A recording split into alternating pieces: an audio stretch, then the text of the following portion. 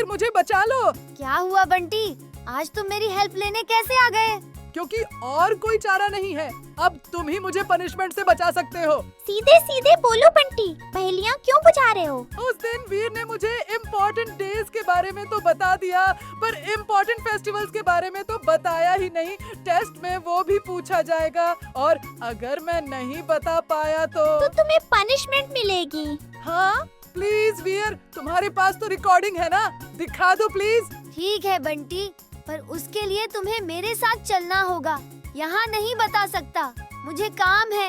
तुम जहाँ जाओगे, जहाँ बोलोगे वहाँ चलूँगा। बस फेस्टिवल सेलिब्रेशंस की वीडियो दिखा दो। ओके, तो शुरू करते हैं रामनवमी से। अरे वाह, लगता है आज कोई फंक्शन है। फंक्शन नहीं जिंटू, आज रामनवमी है। त्रेता युग में आज ही के दिन मर्यादा पुरुषोत्तम श्री राम का अयोध्या में राजा दशरथ के घर जन्म हुआ था। गुरुकुल से शिक्षा लेने के बाद सीता स्वयंवर में भगवान शिव का धनुष तोड़कर देवी सीता से विवाह किया, पर अयोध्या वापस आने के बाद अपने पिता का वचन पूरा करने के लिए 14 वर्ष के लिए वनवास जाना पड़ा। वनवास के दौरान रावण, जो कि लंका का एक शक्तिशाली राक्षस था, उसने देवी सीता का अपहरण कर लिया। फिर श्री राम और लक्ष्मण ने हनुमान और सुग्रीव की वानर सेना के साथ लंका पर चढ़ाई की और घमासान युद्ध में रावण का वध कर देवी सीता को मुक्त कराया और धर्म की स्थापना की। आज वो अयोध्या भारत के उत्तर प्रदेश में स्थित है। भगवान श्री राम कितने महान थे, इसीलिए तो हम रामनवमी इतने धूमधाम से मनाते हैं। जय श्री राम, पनिशमेंट से बचा लेना। वीर, श्री राम के बाद श्री कृष्णा की बारी, मतलब जन्माष्टमी। याद है ना तुम्हें, कैसे तुमने मुझे जन्माष्टमी की स्टोरी बताकर मेरी स्पीच तैयार करने में मेरी हेल्प की थी। हाँ हाँ, दिखाओ, मेरी भी हेल्प करो। क्या हुआ इमली, इतनी परेशान क्यों हो?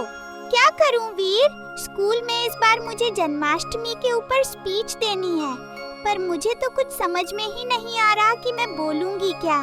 बस इतनी सी बात, मैं बताता हूँ तुम्हें जन्माष्टमी के बारे में। फिर जल्दी बताओ ना। जन्माष्टमी भगवान कृष्ण के जन्म के उपलक्ष्य में मनाई जाती है। उन्हें भगवान विष्णु का 8वां अवतार माना जाता है और पूरे भारत में उनकी पूजा की जाती है। भगवान कृष्ण को उनकी माँ देवकी ने मथुरा में कंस की कालकोठरी में आधी रात को जन्म दिया था, इसलिए कृष्ण जन्माष्टमी की पूजा रात को होती है। वीर, अब देखना मैं स्कूल में कितनी अच्छी स्पीच दूंगी। हाँ, और सबको जन्माष्टमी विश करना मत भूलना। हाँ हाँ, क्यों नहीं, साथ में विश करते हैं ना। सभी को जन्माष्टमी की ढेर सारी शुभकामनाएं। बंटी, चलो मेरे साथ बोलो, गणपति बाप्पा मोरया। गणपति बाप्पा मोरया, पर गणपति क्यों? तुमने तो अभी जन्माष्टमी के बारे में दिखाया। क्योंकि अब वो तुम्हें गणपति सेलिब्रेशन दिखाने वाला है। देखो वीर, इतनी जल्दबाजी में कहाँ जा रहे हो? मेरे घर में एक स्पेशल गेस्ट आए हैं, उनके पास जा रहा हूँ। तुम भी चलो, तुम्हें भी उनसे मिलवाऊंगा और मोदक भी खिलाऊंगा। स्पेशल मेहमान, फिर तो चलना ही होगा। चलो। ये सब क्या हो रहा है वीर? और तुम्हारे स्पेशल गेस्ट कहाँ हैं? यही तो है हमारे स्पेशल गेस्ट, गणपति बप्पा। भूल गई इमली, आज गणेश चतुर्थी है, हमारे गणपति बप्पा का जन्मदिन। अच्छा, तो मोदक इनके लिए आए थे? सही समझा। तो फिर सब साथ में बोलो, गणपति बप्पा मोरया।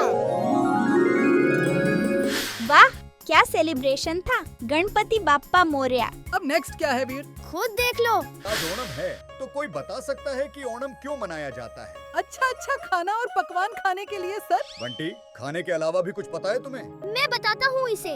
ओणम दक्षिण भारत और खासकर केरल का सबसे प्राचीन और पारंपरिक त्योहार माना जाता है, जिसे 10 दिनों तक बहुत धूमधाम से मनाया जाता है और तरह तरह के पकवान बनाए जाते हैं। यह त्योहार विशेष रूप से खेतों में अच्छी फसल की खुशी में मनाया जाता है। ओणम के पीछे कई मान्यताएं जुड़ी हुई हैं। एक मान्यता के अनुसार यह पर्व दानवीर असुर राजा बलि के सम्मान में मनाया जाता है। कहा जाता है कि भगवान विष्णु ने वामन अवतार लेकर राजा बलि का अहंकार तोड़ा था, लेकिन उनकी वचन से प्रसन्न होकर विष्णु जी ने उन्हें पाताल लोक का राजा बना दिया। दक्षिण भारत के लोग मानते हैं कि ओणम के पहले दिन राजा बलि पाताल लोक से धरती पर आते हैं और अपनी प्रजा का हालचाल लेते हैं। आप सभी को ओणम की ढेर सारी शुभकामनाएं। ओणम के बारे में पता तो था, पर उसकी कहानी आज जाना मैं। क्योंकि तुम्हारा पूरा टाइम तो वीर को परेशान करने में वेस्ट होता है, फिर ये सब कैसे जानोगे? ठीक है, अब अगला फेस्टिवल कौन सा है बताओ। अगला फेस्टिवल दशहरा है बंटी। ओ क्या दशहरा, मुझे आज भी याद है मैड मैक्स का 10 सर वाला रोबोटिक रावण। अगर वीर द रोबोट बॉय टाइम पर नहीं आता तो पूरा फुर्सतगंज तबाह हो जाता। बॉस, आप भी रावण दहन करने वाले हैं? टिम्बकटू, इस बार रावण नहीं, वीर द रोबो बॉय और फुर्सतगंज जलेगा। जाओ और इसे फुर्सतगंज ले जाओ। सुना है आज वहाँ रावण दहन होने वाला है।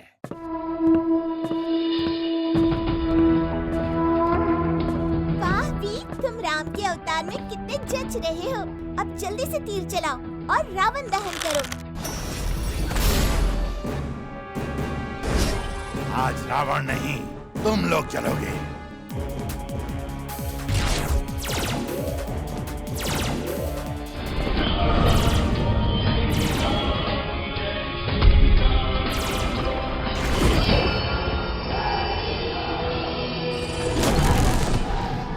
रावण न त्रेता युग में जीता था न कलयुग में जीतेगा, क्योंकि बुराई कभी अच्छाई से जीत नहीं सकती। सच में वो रोबोटिक रावण बहुत खतरनाक था। पर नवरात्रि में मुझे बहुत मजा आया था। बंटी तुम तो थे ही नहीं, वरना तुम्हें भी बहुत मजा आता। ये देखो मेरा और वीर का डांस।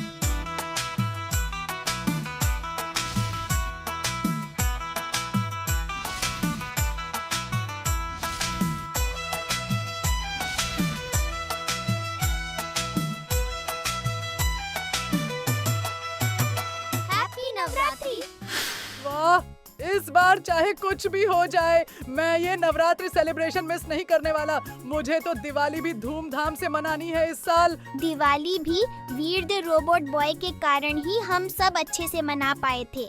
देखो कैसे वीर द रोबोट बॉय ने अपनी जान पर खेलकर हम सबकी दिवाली अच्छी की थी।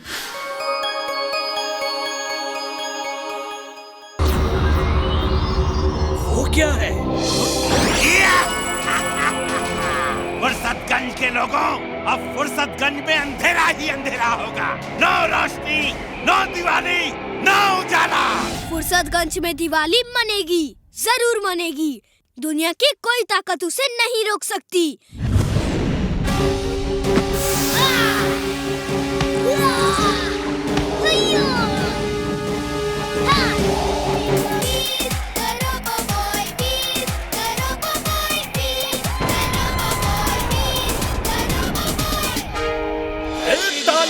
दिवाली हैप्पी दिवाली।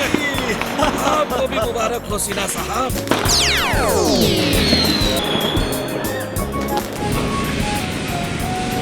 हैप्पी दिवाली। मैंने कितना कुछ मिस कर दिया, पर इस साल तो मैं एक भी त्योहार सेलिब्रेट करना नहीं भूलूंगा। हाँ बंटी, हमारे सारे त्योहार बहुत अच्छे हैं। तुम हमारे साथ सेलिब्रेट कर सकते हो। ठीक है, सोच के बताऊंगा। तुम नहीं सुधरोगे बंटी। वीर को तुम्हारी हेल्प करने के लिए थैंक यू तो बोल दो। बंटी किसी को थैंक यू नहीं बोला, और वीर को तो कभी नहीं। Bye bye. रहने दो इमली, इसका तो काम ही यही है। पर हम अपने फैंस को नए साल के लिए विश तो कर दें। हाँ हाँ क्यों नहीं। Happy new year friends.